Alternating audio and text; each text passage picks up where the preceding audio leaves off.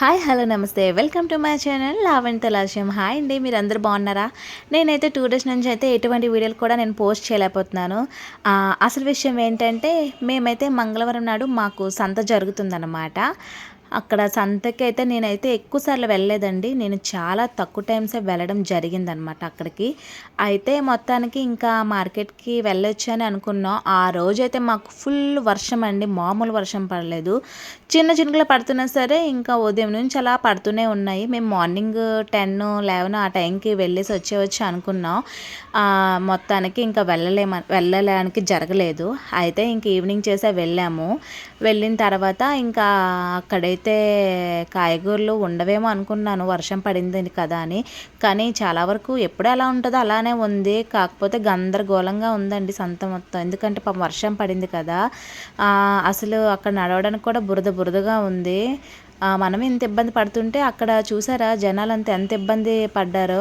పాపం బురదగా ఉండండి. ఉదయం నుంచి అయితే వాళ్ళు ఎలా ఉన్నారో నాకైతే అర్థం కాలేదు. వర్షం అనేది కొంతమందికి ఆనందంగా ఆహ్లాదంగా ఉంటుంది, కొంతమందికి అయితే చాలా ఇబ్బంది కలగజేస్తుంది అనమాట.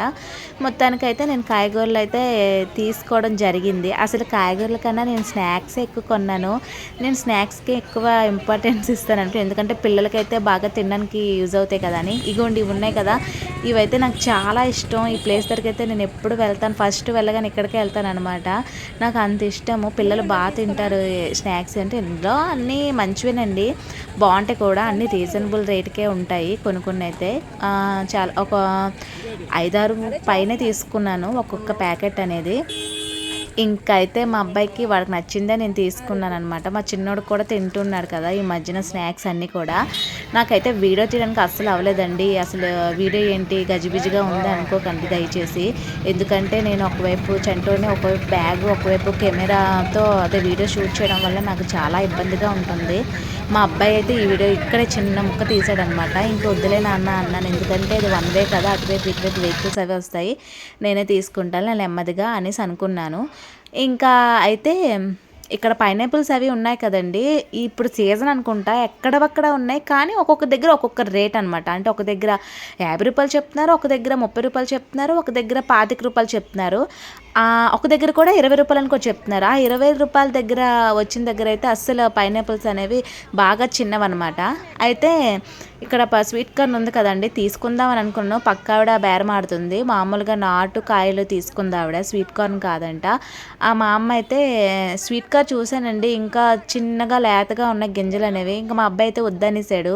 నేను ఇంకా అడిగాను, 50 రూపాయలకి 4 ఇస్తానంది, ఒకటి ఎక్స్ట్రా వేస్తానంది. అయినా సరే మా వాడు ఇంకొద్దన్నాడు.